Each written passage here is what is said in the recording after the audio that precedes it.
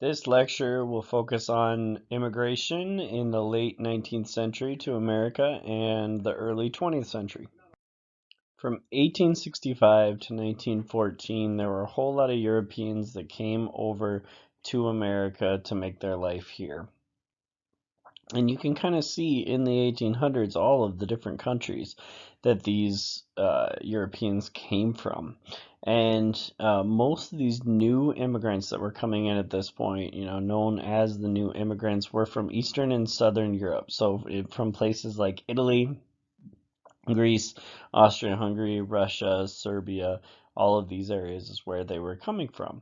The old immigration that had happened in the early 19th century, was mostly from Northern and Western Europe. So the Norway, Sweden, Irish, all of these kind of people had already come in. Now, there were a lot of reasons for for immigration, but we'll kind of go over a few of them right now. One of them was jobs, and there were definitely some jobs in Europe, so that doesn't explain it all. But some people did come over to American industry because it was growing so quickly, and they knew that there were plenty of jobs available. They also had some special skills that were needed in America. So, like just one example, the Greeks came over to Tarpon City, Florida, and they came over to specialize in diving because they were already good at diving because they were from Greece, and they dove for sponges, and so that was the job, that was the industry that pulled them over there, and there still to this day is a large and thriving Greek culture in um, in Tarpon City in Florida. So, jobs was definitely one of them. In some cases, they had jobs, but they felt like they needed to escape the poverty. They were poor. They were socially not as good as other people. People saw them as less, and so they thought, well, we just need to get to America and get a fresh start, try and do better. Still, others were trying to escape forced military service. So, in many of these European countries, they forced people to be in the military, sometimes for many years. And these people didn't want to do that, so they moved and immigrated to America, where they could be citizens and wouldn't be forced to do that. Also, high food prices, especially in like places like Italy and other Southern European countries, were pushing people out, as well as religious persecution. A lot of Jewish people from Russia and Serbia were coming, and Austria-Hungary as well, were coming to America to try to escape this religious persecution.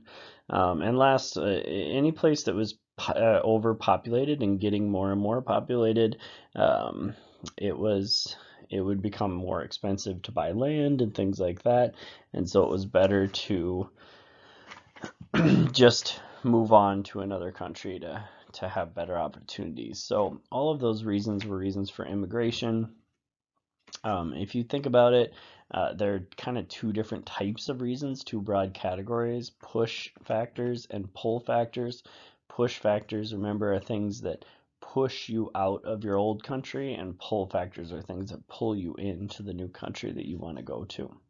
Most of the people coming that were immigrants did not have a lot of money. They didn't have enough money to buy land. And so most of them moved into cities, rented, and worked usually unskilled jobs in the factories. So the voyage across the Atlantic Ocean was difficult for many people. Most of the immigrants didn't have much money, and so they booked passage. They bought a ticket in steerage. Steerage was the cheapest part. It was at the bottom of the steamship. Usually there wasn't very much space in there. Very, very difficult. People packed in very tightly into this area. So we have a picture that depicts steerage right up here, and what it might be like, and you're on this ship for weeks to months while you're going across the ocean. And then you would arrive at this little island. This is Ellis Island, small island in New York Harbor, where essentially you would come through and they would check you. You'd usually get a medical exam, some sort of uh, interview process, something like that, and they would checkpoint and check you, and then you could go into the country and start working towards your citizenship status. So that was Ellis Island as kind of that immigrant checkpoint for all of the people coming over from Europe, because they would often go into New York and then disperse out across the country from there. So the cities in America at this point were becoming very, very diverse because there were a lot of different immigrants moving in from all different areas, Europe as well as Asia, to join in the population of the cities. And so these diverse cities were built up by a large part of immigrants, of people that were new to the country. Cities like New York and Chicago and Milwaukee and Detroit became very big very quickly because of the influx of immigrants from mainly Europe for those particular cities. A lot of these cities were then separated into ethnic neighborhoods. And so ethnic, the word ethnic, ethnicity, we think of it that way. An ethnic group is a large group of people based on a number of different things. It could be their race, country of origin, religion, language, or culture, or any combination of those things. And so that would be your ethnic group. And so they separated into their own ethnic group neighborhoods. We think of these neighborhoods as things like Chinatown or Little Italy or different areas like that.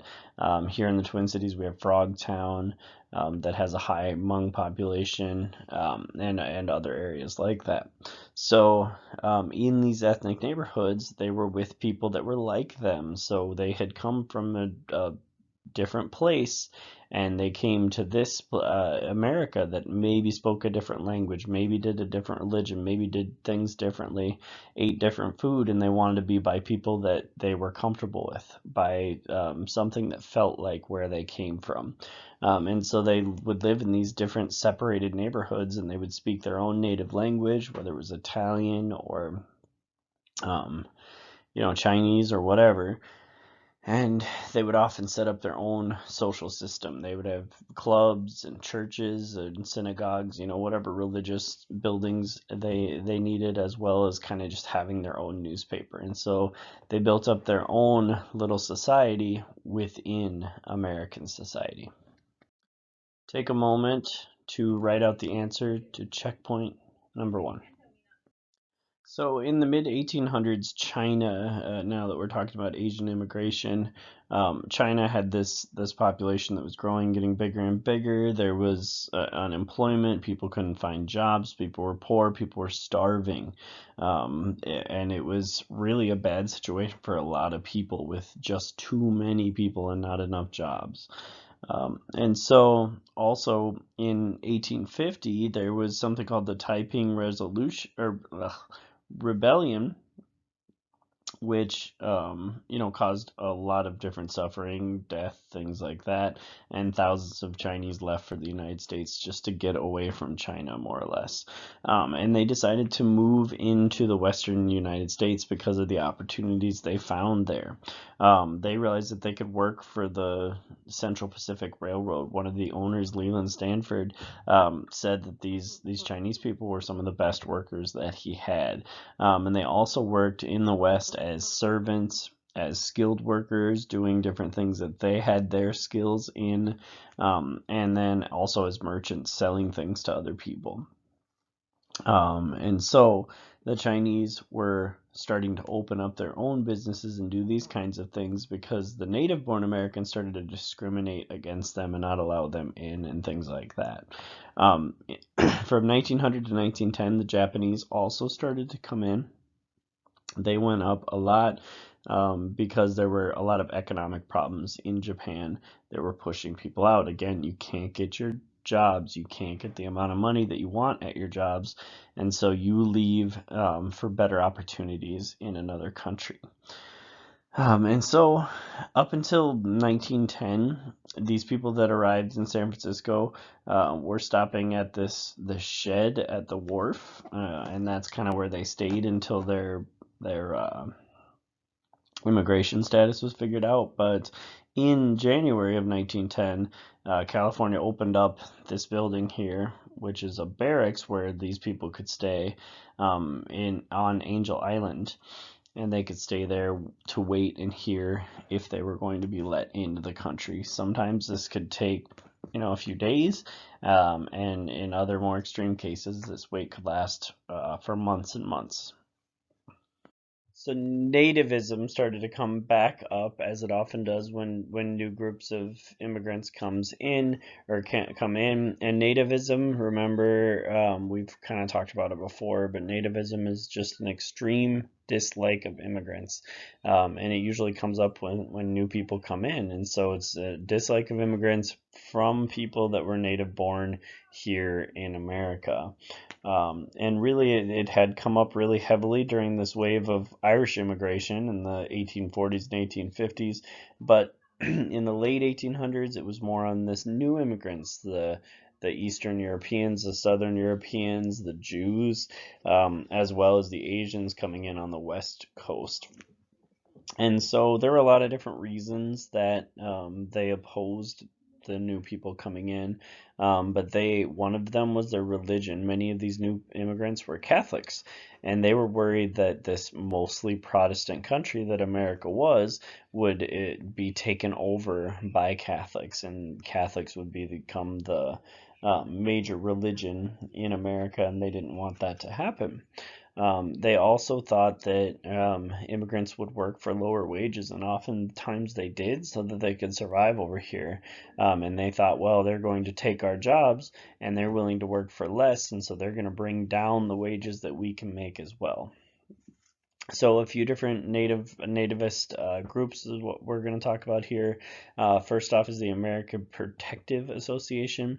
The American Protective Association was just a group of employers and people who vowed that they would never hire or vote for Catholics, which caused immigrants to suffer, because these immigrants were the Catholics that were coming in, and they weren't in there trying to change the country or trying to do anything. They were just trying to make their own living, but this group was saying, we're not going to hire them, we're not going to allow anybody to gain any power or prestige in this country that is a Catholic. And then in California, a political party popped up named the Working Man's Party. And the Working Man's Party was made just to fight Chinese immigration. And they actually won a number of seats in California, and were able to start getting things done and getting legislation in the books that was kind of anti-Asian at this point. A lot of that started with that Working Man's Party.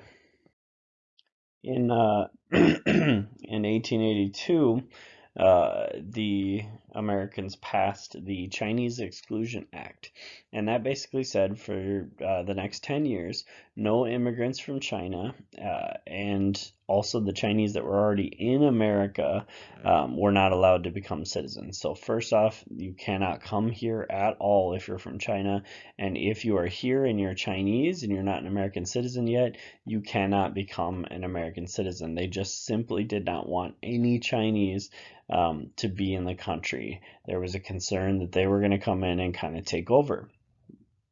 And so originally this was made to be 10 years long. So from 1882 to 1892 it was going to be, and then they would revisit it and see what to do.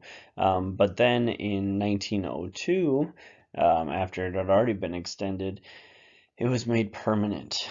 And then eventually it was repealed in 1943, and that's kind of when it fell by the wayside. But this Chinese Exclusion Act, and not allowing any Chinese to come in, people to come in and be American citizens, lasted for a very large portion of our history from 1882 to 1943. And with all of these people coming in, the San Francisco Board of Education in October of 1906 ordered that all Chinese, Japanese, and Korean children had to attend a Oriental school that was racially segregated. So all of the Chinese, Japanese, and Korean kids would go there, and nobody else would be there. And so they were forced to go to these particular schools in San Francisco. Japan became angry because of this treatment. They said, you know what, you're discriminating against us. This is insulting to us. We don't like this. And so the country of Japan started to push back and meet with the president at that time, Theodore Roosevelt. And President Roosevelt made a deal. He said, if we can limit Japanese immigration, right, we're going to limit it and not allow very many people in. But in order to, or if you allow us to do that and treat you in that way, then we will get rid of this San Francisco school board segregating and having these special schools for these Oriental schools for Asian kids. And this was a deal that was made, but this was kind of interesting because it was more of a gentleman's agreement is what they call it. So it wasn't a formal treaty, nothing was signed, but both countries, the leaders had agreed to do it, and they just had to uphold their side of it. So kind of an interesting tool for diplomacy that we see here. Take a moment to write out the 3 questions that you have from the notes so far. If you don't have any, create 3 test questions you might see on a quiz or a test from this material.